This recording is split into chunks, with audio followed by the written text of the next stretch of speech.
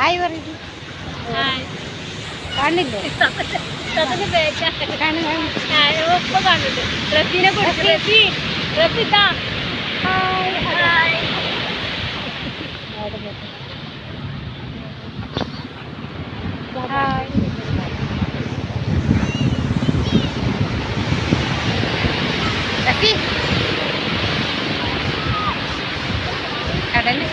കടലിൻ്റെ